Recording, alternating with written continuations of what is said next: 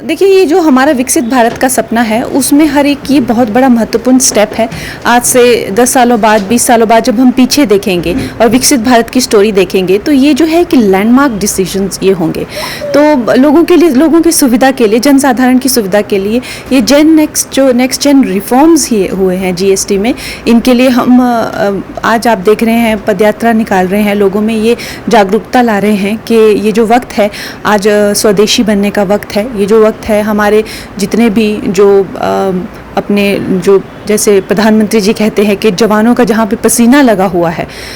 उसको जो है हम उनकी मेहनत जो है उनको वो रंग लाए, और उत्सव को जो ये बचत के उत्सव के रूप में हम लोग जो है वो पूरे 72 वर्ष में मनाएं। इस करके हम, और आपको पता है उसके साथ ही कैसे विदेशी ताकतें जो है हमें एक तरह से किसी न किसी तरह से क्षति पहुँचाने में लगी हुई हैं, चाहे वो लेफ्ट में देखे, चाहे वो राइट में देखे, चाहे वो सामने देखे, चाहे वो हर तरीके से देखे। तो हमारा ये जो वक्त है, ये एकजुट होकर खड़े होने का वक्त है, देश के साथ में प्रधानमंत्री जी के आह्वान पर देश को एक साथ खड़े होने का वक्त है। तो जी, इसी के लिए हिमाचल में जो हैंडीक्राफ्ट इंडस्ट्री है, हस्तशिल्प है, उसमें किस तरह से बदलाव आप मानते हैं इस रिफॉर्म से आएगा? मैंने ये सुझाव भी दिया था,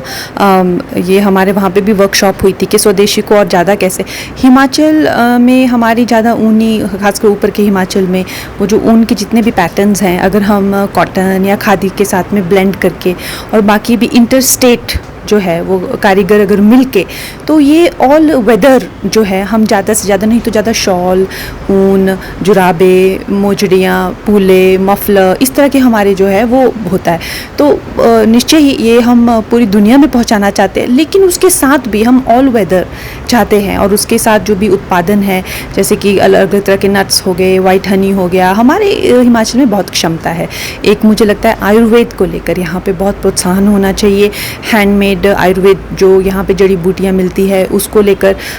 सोप्स हो गए या कॉस्मेटिक्स हो गए या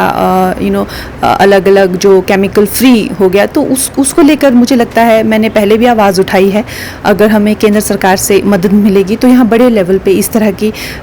जो ऑर्गेनिक रहती है, उस तरह की एक इंडस्ट्रीज़ भी होनी चाहिए। This will boom tourism industry?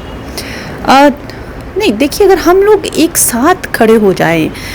तो क्या नहीं हो सकता है। ये आज हमारे जो जेन ज़ी हैं या आगे आने वाली जनरेशन है, या हमारे खुद मिलेनियल की जो जनरेशन है, हमें कितना हमने पढ़ा हुआ है कि जब गांधी जी ने आह्वान किया था कि विदेशी छोड़ो और देशी अपनाओ, तो लोग सड़कों पे निकल गए थे। और खादी, आज जो खादी मैंने पहना हुआ है, ये हाथ से बना हुआ, ये 1500 रुपये की साड़ी है। तो अगर हम चाहें, देशवासी चाहें, तो ऐसे दुनिया में क्या है हम जो नहीं कर सकते हैं। तो हमें एकजुट आके मिलना है,